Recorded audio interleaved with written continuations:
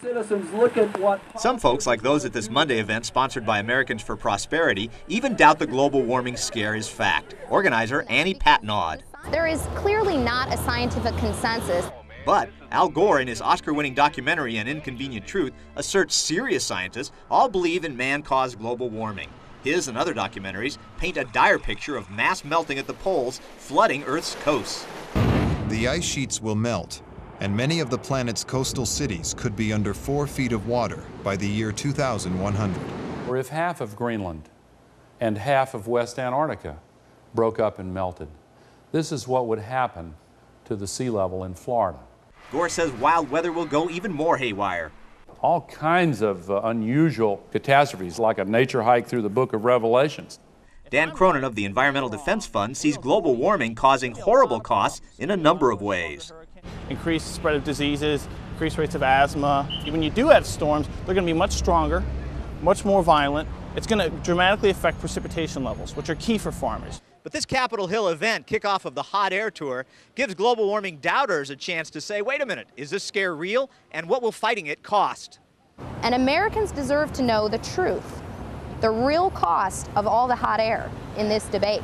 Former European Parliament official Richard North and journalist Christopher Booker have written a book about scares like global warming. They say one respected economist added up the numbers.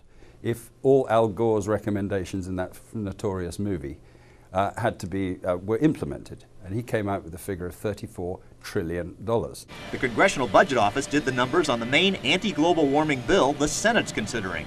They actually costed that out as an over $1 trillion tax hike.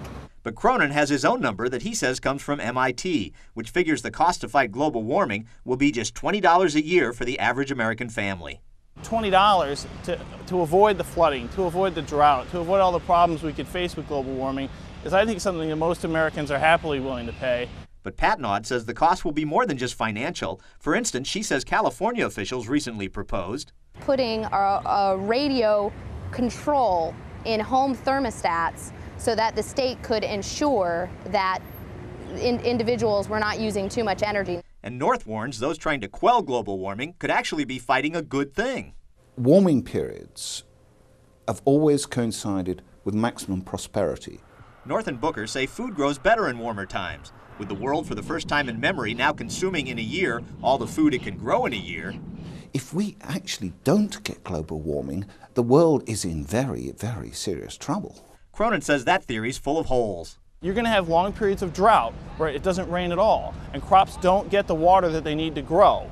Cronin asserts if he's right about global warming and opponents are wrong, there's going to be a lot more stronger hurricanes, there's going to be a lot of farmers getting hurt by droughts, there's going to be a lot of public health problems, and it's something where I don't think it's something we can gamble on. North and Booker smile all this away, saying global warming is caused by scientific confusion and it will likely be a short-term scare.